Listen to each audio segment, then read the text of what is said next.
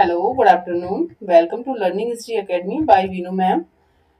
हम पढ़ रहे थे एनसीईआरटी के बारे में। एनसीईआरटी क्लास 6 का अध्याय 8 हम पढ़ रहे थे, खुशहाल गांव और समृद्ध शहर। इससे मैंने आपको काफी क्वेश्चन बताए थे लास्ट क्लास में कि कौन कौन से क्वेश्चन किस तरीके से बनते हैं एनसीईआरटी से। मैंने आपको लोहे के बारे में बताया था। ठीक है, जिस बच्चे ने क्लास नहीं देखी है वो अपनी क्लास देख लेगा, प्लेलिस्ट बनाई हुई है। ठीक है, कृषि के बारे में भी बताया था, एग्रीकल्चर के बारे में बताया था, ये क्या है, यहाँ पर कैसे लोग थे। प्राचीनतम तमिल रचनाओं के बारे में भी बताया था मैंने, और यात्रा विवरण और मूर्ति और कहानियों से हमें क्या क्या देखने को मिला है ये भी मैंने आपको बताया है। ठीक है, उसके आगे मैंने आपको बताया बेरी गाचा के बारे में भी बताया था, और आहत सिक्के जो कि वेरी इंपॉर्टेंट क्वेश्चंस हैं, काफी क्वेश्चंस यहाँ से बनते हैं, ये भी मैंने आपको पढ़ाया था लास्ट क्लास में। नगर अनेक गतिविधियों के केंद्र, ये भी मैं आपको पढ़ा चुकी थी। और उत्तरी काले चमके पात्र यानी कि NBPW, इसके बारे में भी मैं आपको बता चुकी थी। नॉर्थ ब्लेक पॉलिश वेयर के बारे में मैं आपको बता चुकी थी। काफी क्वेश्चंस यहाँ से बनते हैं, उत्तरी काले चमके पात्र, राइट, ये भी मैं आपको बता चुकी थी। और कुछ पॉइंट्स होते हैं वो भी मैं एक्स्ट्रा पढ़ाती हूँ आपको। आज हमारा कुछ टॉपिक्स इसमें रह गया है, वेरी इंपॉर्टेंट क्वेश्चन है। सूक्ष्म निरीक्षण, अरिका मेडू। अरका मेडू क्या था, यहाँ से बहुत क्वेश्चंस बनते हैं जब आप साउथ के बारे में पढ़ते हैं, दक्षिण भारत के बारे में जब आप पढ़ते हैं, वहां से क्वेश्चंस काफी बनते हैं एग्जाम में, चाहे वो कोई भी एग्जाम हो गया, ऑल टीचिंग एग्जाम्स हो गए, कोई भी एग्जाम हो गए, यहाँ से क्वेश्चंस बनते हैं। चलिए हम अपनी क्लास स्टार्ट करते हैं, बाकी हम बाद में बात करते हैं। ठीक है, चलिए। सूक्ष्म निरीक्षण अरकामेडू। अरकामेडू क्या था, मानचित्र 7+105 में अरकामेडी पांडिचेरी में ढूंढो। अरकामेडी किससे कनेक्टेड है, अरकामेडी पांडिचेरी से है, पुदुचेरी से कनेक्टेड है, रिलेशन इसके पांडिचेरी से है। ठीक है, चलिए। फर्स्ट 88 में रोम के बारे में दी जानकारी पढ़ो। लगभग 2200 से 1900 साल पहले अरकामेडू एक पतन था। क्या था, रोम के बारे में एक जानकारी दी गई है, उसके बारे में हमें बताया गया है कि रोम के बारे में भी पढ़ो, तो इससे कुछ आपको हिंट मिलेगी फर्स्ट 88 से।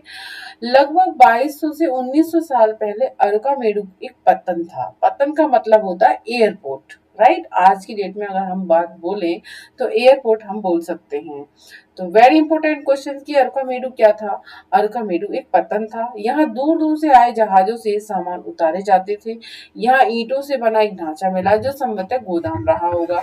बिल्कुल, अरकामेडू एयरपोर्ट था। जैसे कि यहाँ पर हम देखते हैं ना कि कुछ हमारे स्टॉप बने होते हैं, वहां पर कुछ खाने पीने की जगह होती हैं, कुछ ऐसे रूम्स होते हैं, होटल्स होते हैं, काफी सारी फैसिलिटी आज की डेट में हमें देखने को मिलती है एयरपोर्ट पे। उसी तरीके से यहाँ पर एक ईंट से बना एक ढांचा दिखा है पुरातत्वविदों को, और ये आइडिया लगाया है कि शायद गोदाम रहा होगा। यहाँ भूमध्य सागरीय क्षेत्र के एम्फोरा जैसे पात्र मिले हैं।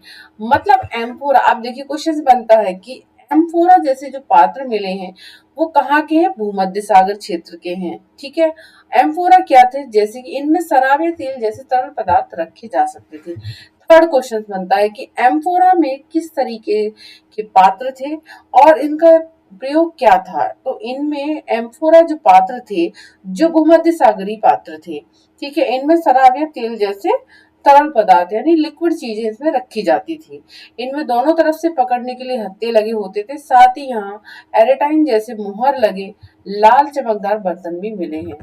थर्ड क्वेश्चन मैंने आपको बताया एम्फोरा। एम्फोरा में क्या फिल किया जाता है, एम्फोरा में क्या भरा जाता है, एम्फोरा में तेल जैसे कुछ लिक्विड पदार्थ इसमें रखे जाते थे, और दोनों तरफ एम्फोरा में पकड़ने जैसे हत्थे लगे हुए थे, जिससे कि लोग आराम से पकड़कर इसको उठाते थे। साथ ही यहाँ एरेटाइन जैसे मुहर लगे लाल चमकदार बर्तन भी मिले हैं। क्वेश्चन बनता है, देखिए एरेटाइन क्या है। देखिए क्वेश्चन बनता है, इसको देखो एनसीईआरटी में आप बहुत अच्छे से पढ़ के निकल जाते होंगे, लेकिन इसको समझते नहीं होंगे। ये हमारे जो कुछ पॉइंट्स हैं, जैसे कि एम्फोरा हो गया, है ना। अब जैसे इसमें देखो 3 पॉइंट से कितने सारे क्वेश्चंस यहाँ से बनेंगे, अरकामेडू, एम्फोरा, एरिटाइन, है ना। तो कितने क्वेश्चंस यहाँ से बन गए। इसी तरीके से ये क्वेश्चंस बनते हैं एनसीईआरटी से। एरेटाइन क्या है, एरेटाइन के बारे में जैसे मुहर लगे लाल चमकदार बर्तन भी मिले, कैसे, लाल चमकदार। इन्हें इटली के एक शहर के नाम पर एरेटाइन पात्र के नाम से जाना जाता है। इससे मुहर लगे सांचे पर गीली चिकनी मिट्टी को दबाकर बनाया जाता था। राइट। आगे क्या इन्होंने कहा है, देखिए मैं कुछ अपनी तरफ से नहीं पढ़ा रही हूँ, यहाँ पर जो भी पढ़ाऊंगी ना आपको, जब मैं नोट्स लेकर आऊंगी ना बाई हैंड, तब मैं आपको उसमें एक्स्ट्रा नोट्स में ऐड करके आपको नोट्स करके पढ़ाऊंगी। अभी मैं सिर्फ एनसीईआरटी पढ़ा रही हूँ, इसलिए कि आपकी खोज खोज ना हो जाए दिमाग में अगर एक्स्ट्रा मैंने इसमें पढ़ा दिया तो। राइट। ठीक है, तो जितना है मैं इसके बारे में ही समझाऊंगी आपको। कुछ ऐसे बर्तन भी मिले हैं जिनका डिजाइन तो रोम का था, किंतु वे यही यही बनाए जाते थे। यहाँ रोमन लेप शीशे के बर्तन तथा रत्न भी मिले हैं। साथ ही छोटे छोटे कुंड मिले हैं जो संभवतः कपड़े की रंगाई की पात्र रहे होंगे। यहाँ पर शीशे और अर्ध बहुमूल्य पत्थरों से मनके बनाने के पर्याप्त साक्ष्य मिले हैं।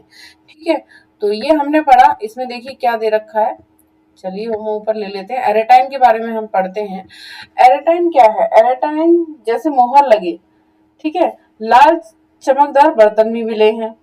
ठीक है, तो एरेटाइन इसका नाम क्यों रखा गया, तो इटली के एक शहर के नाम पर इसका नाम एरेटाइन रखा गया। ठीक है, एरेटाइन पात्र के नाम से इनको जाना जाता है। क्या किस नाम से जाना जाता है, एरेटाइन नाम के पात्र से जाना जाता है, यानी कि बर्तन से जाना जाता है। और ये लाल चमकदार बर्तन थे। ठीक है, पूछा जाता है कि एरेटाइन जो शब्द लिया गया वो कहाँ से, इटली के एक शहर से लिया गया। दूसरा, इनके जो चमकदार थे, एरेटाइन जो बर्तन है वो लाल चमकदार बर्तन है। क्वेश्चंस वेरी इंपॉर्टेंट, कैसे हैं, लाल चमकदार बर्तन है। ठीक है, और मैंने ये भी पढ़ा, अभी आपको बताया कि कुछ ऐसे बर्तन भी मिले हैं जिनका डिजाइन तो रोम का था, किंतु वे यही बनाई जाती थी। मतलब इटली की जो बात अगर हम करते हैं कि कुछ ऐसे पात्र वहां मिले हैं, डिजाइन तो रोम का था लेकिन बनाए वो वहां गए थे। यहाँ रोमन लेप शीशे के बर्तन तथा रत्न भी मिले हैं। यहाँ किसकी बात की गई है, इटली की बात की गई है। ठीक है, तो इटली में रोम के भी, इससे पता चलता है कि इटली से भी रोम का व्यापार चलता था। अभी तो यहाँ पर क्या हुआ, बर्तन भी मिले हैं, है ना, और रोमन लेप शीशे के बर्तन तथा रत्न भी मिले हैं। ठीक है, क्या, शीशे के बर्तन और रत्न भी मिले हैं रोम के। ठीक है, और साथ साथ में छोटे छोटे कुंड मिले हैं। ठीक है, और कुंड का क्या होता था, कुंड का प्रयोग जो होता था, संभवतः देखा गया है, पुरातत्वविदों ने देखा है कि कपड़े की रंगाई के पात्र रहे होंगे। मतलब उन कुंडों का जो प्रयोग किया जाता था वो रंगाई के लिए किया जाता, किसकी रंगाई के लिए, कपड़े की रंगाई के लिए किया जाता था। यहाँ पर शीशे और अर्ध बहुमूल्य पत्थरों से बनके बनाने के प्राप्त साक्ष्य भी मिले हैं। मतलब कितनी सारी चीजें देखो रोम की मिलती हैं यहाँ पर। मतलब कुंड भी मिले हैं, कपड़े की रंगाई करने के लिए कुंड मिले हैं, शीशे मिले हैं, बहुमूल्य पत्थर मिले हैं, उनसे क्या थे, मन के, यानी कि जो मतलब आज की डेट में हम बोल सकते हैं मतलब आभूषण। आभूषण, मनकी का मतलब होता है आभूषण, बनाए गए थे शीशे और अर्धबहुमूल्य पत्थरों से। राइट, तो ये सब चीजें हैं, मैंने अभी आपको बताया अल्कामेडू के बारे में, और एल्टाइन के बारे में बताया मैंने अभी आपको। ठीक है, और एम्फोरा के बारे में मैंने आपको बताया। देखिए कितने क्वेश्चन, थोड़ा सा मैंने आपको लाइन पढ़ाई और कितने क्वेश्चन यहाँ से बन गए हैं। इसी तरीके से क्वेश्चन बनते हैं, इसलिए मैं कहती हूँ कि एनसीईआरटी पढ़ना मस्ट है। एनसीईआरटी पढ़िएगा, डेली पढ़िएगा, मेरे चैनल से पढ़िए, खुद सेल्फ पढ़िएगा। खुद से अगर आप पढ़ लेंगे तो फिर बात ही कुछ और है।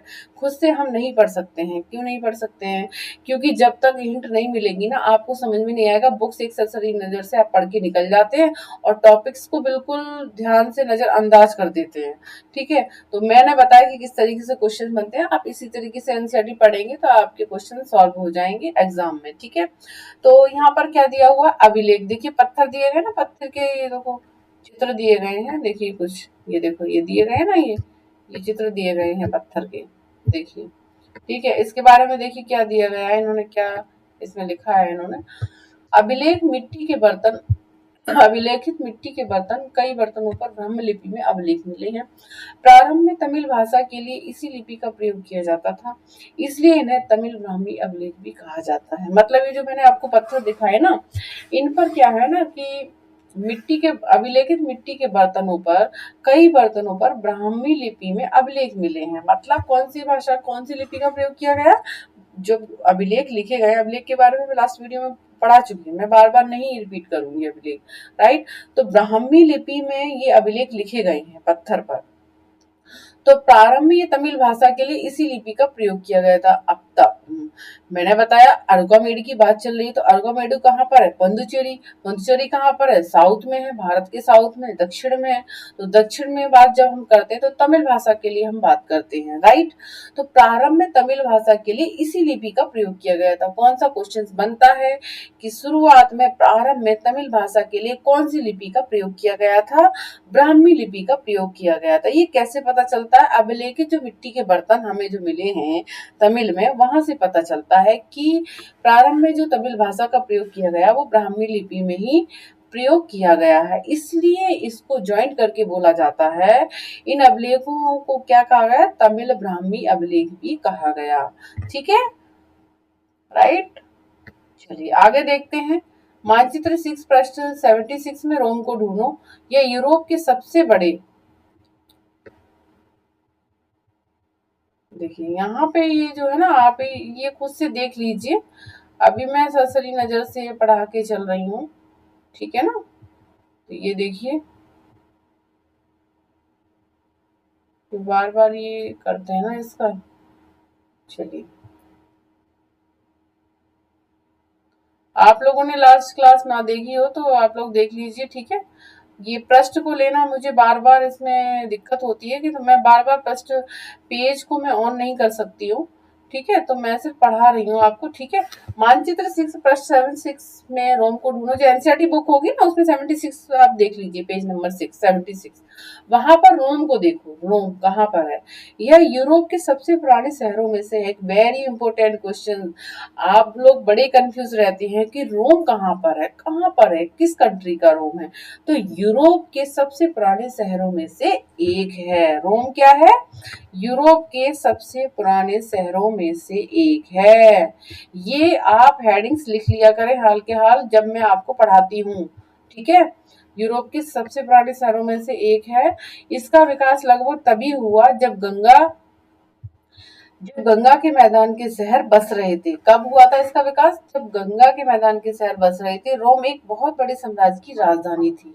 क्या था रोम? रोम राजधानी थी, कैपिटल थी, ठीक है। एक साम्राज्य था, उसकी बहुत बड़ी कैपिटल थी। यह यूरोप, उत्तर अफ्रीका तथा पश्चिमी एशिया तक फैला साम्राज्य था। रोम कहाँ कहाँ तक फैला हुआ था? रोम यूरोप में, बल्कि कहने का ये यूरोप का सबसे पुराना शहरों में से एक था। ये यूरोप में था, उत्तरी अफ्रीका में भी था, पश्चिम एशिया तक फैला इसका साम्राज्य था, जिस साम्राज्य की ये राजधानी था रोम, ठीक है। इसके सबसे महत्वपूर्ण शासकों में से एक ऑगस्टस ने करीब 2000 साल पहले शासन किया था। मतलब क्वेश्चन बनता है, ऑगस्टस के बारे में आपने काफी पढ़ा होगा। उसने क्या किया था? रोम पर 2000 साल पहले शासन किया था। कब किया था? 2000 साल पहले। उसने कहा था कि रोम ईंटों का शहर है। वेरी इंपॉर्टेंट क्वेश्चन कि किसने कहा था रोम ईंटों का शहर है? तो अगस्टस ने कहा था, जो रोम के शासकों में से एक था, महत्वपूर्ण शासकों में से। उसने रोम को क्या कहा था? रोम ईंटों का शहर था, जिससे मैंने संगमरमर का बनवाया है। मतलब इसने ये बात कही है कि जिसे मैंने संगमरमर से बनवाया है। अगस्टस बनवाया है। उसने कहा था कि रोम ईंटों का शहर है, जिसे मैंने संगमरमर से बनवाया है, राइट। चलिए आगे देखते हैं क्या है। अगस्टस और उसके बाद के शासकों ने कई मंदिर तथा महल भी बनवाए। मतलब रोम में किस क्या क्या करवाया था? अगस्टस और उसके बाद के जो भी शासक आए थे, मंदिर और महल भी बनवाए। अगस्टस ने बड़े रंगमंडल, एम्फी थिएटर, रंगमंडल को क्या बोला जाता है? ये नोट्स है ना, ये कहीं लिख लिया करो, ये लिखा करो कहीं पर पॉइंट, ये ठीक है। जैसे रंगमंडल दे रखा है ना, एम्फी थिएटर बोलते हैं इसको। इंग्लिश पॉइंट को ज्यादा आप ध्यान में रखेंगे ना तो जल्दी क्वेश्चन सॉल्व कर पाएंगे, राइट। तो रंगमंडल, एम्फी थिएटर बनवाए। इनमें चारों तरफ दर्शकों के बैठने की सीढ़ी नुमा जगह होती थी। यहाँ लोग विभिन्न प्रकार के कार्यक्रम देख सकते थे। उन्होंने स्नानागार भी बनवाए, जहाँ स्त्री तथा पुरुषों के लिए अलग अलग समय निर्धारित था।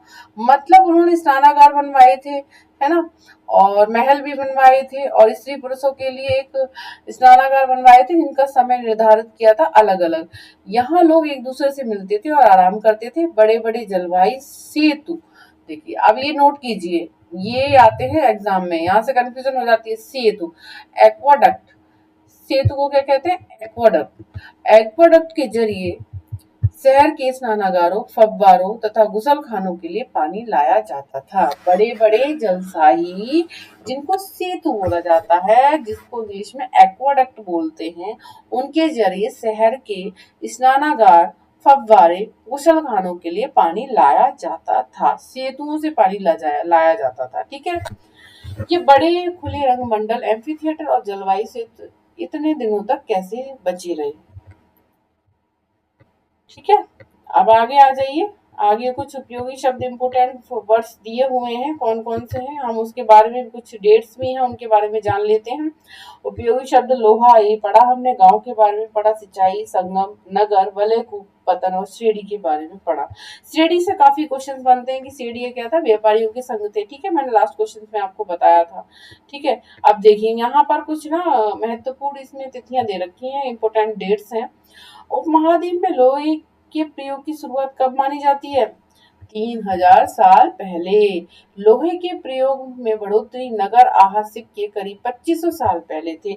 मतलब लोहे की जो शुरुआत हुई थी वो 3000 साल पहले हुई थी, लेकिन जब इनका प्रयोग शुरू हुआ था ना, वो 2500 साल पहले शुरू हुआ था। और आहा सिक्के जो इन्होंने बनाए थे लोहे से पीट पीट के, चांदी और सोने के जो सिक्के देखने को मिलते हैं, जो इन्होंने पीट पीट के बनाए थे, इसी वजह से इनको आहा सिक्के बोला गया था। ये भी करीब 2500 साल पहले देखने को मिलते हैं।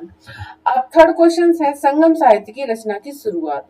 संगम साहित्य क्या? तमिल, मतलब तमिल की रचनाओं को क्या कहा गया था? संगम साहित्य कहा गया था। ये हमारे उपमहाद्वीप के दक्षिण में है। ठीक है। इनका जो रिलेशंस है वो संबंधित है, ये संगम साहित्य, ये दक्षिण से है, साउथ से।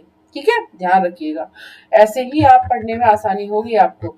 संगम साहित्य की रचना कब शुरू हुई थी? 2300 साल पहले। अरकामेडू का पतन कब हुआ था? करीब 25। अरकामेडू का पतन जो था, पतन मतलब एयरपोर्ट, वो करीब 2200 से 1900 साल पहले देखा गया है। यहाँ हमने जो क्वेश्चन है, देखो ऐसे क्वेश्चन एनसीईआरटी से बनते हैं, देख रहे हैं ना, आपको ऐसे क्वेश्चन बनते हैं एनसीईआरटी। उपमहाद्वीप में लोहे की शुरुआत कब हुई थी? 3000 साल पहले। प्रयोग कब शुरू हुआ था? 2500 साल पहले। आहा सिक्कों का प्रचलन कब शुरू हुआ था? सिक्के कब देखने को मिले? 2500 साल पहले। संगम साहित्य की रचना कब हुई थी? 2300 साल पहले। ठीक है। अरकामेडू का पतन का जो देखने को मिलते हैं वो 2200 से 1900 साल पहले। फिर से रिपीट कर लीजिए, उपमहाद्वीप में लोहे का शुरुआत कब हुई थी? 3000 साल पहले। लोहे के प्रयोग की बढ़ोतरी कब देखी गई? 2500 साल पहले। आहा सिक्के 2500 साल पहले। संगम साहित्य की शुरुआत 2300 साल पहले। अरकामेडू का पतन जो एयरपोर्ट देखा गया वो 2200 से 1900 साल के पहले देखा गया। राइट। तो इस तरीके से मैंने आपको चैप्टर 8 कंप्लीट कराया, बाकी आप लोग देख लीजिए, कुछ नहीं है इसमें। ठीक है। तो चैप्टर 8 आपका कंप्लीट हुआ। अध्याय 8 खुशहाल और गांव और समृद्ध शहर। ये इसका चैप्टर का नाम कितना इजी है, लेकिन इसके अंदर कितने क्वेश्चंस देखे गए हैं ये देखिए आप।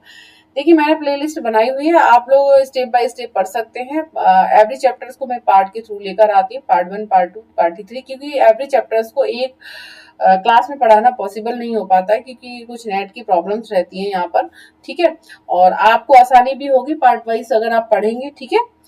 तो आप लोग प्लीज, जो मेरे ओल्ड स्टूडेंट्स हैं वो शेयर करते रहिए आप न्यू स्टूडेंट के लिए, जिनको मेरी क्लास मिलती रहेगी। और जो मेरे ओल्ड स्टूडेंट्स हैं वो लाइक शेयर सब्सक्राइब भी प्लीज करते रहें। जो चीज आपको समझ में नहीं आ रही है चैप्टर में, आप लोग कमेंट कीजिए, मैं आपको समझाऊंगी। राइट। और किस तरीके से आपको आप ये चाहते हैं कि मैम साथ के साथ नोट्स बना के दें हैंड रिटन, या कुछ भी आपकी एनी प्रॉब्लम कुछ भी है, आपके डाउट्स हैं, तो वो मुझे कमेंट बॉक्स में आप दीजिए। फिर आप मुझे मैसेज कीजिए। मेरा नंबर भी है 9718674985, इस पर भी आप मुझे कॉल करके, आप मैसेज करके आप बता सकते हैं। ठीक है। तो मिलते हैं कल इसी समय, चैप्टर 9 के साथ मिलेंगे हम कल। ठीक है। तो बने रहिए, आप लोग चैप्टर्स को भी पढ़कर आइए, मैं अच्छे से पढ़ाऊंगी आपको। ठीक है। मिलते हैं कल इसी समय। Bye bye, take care.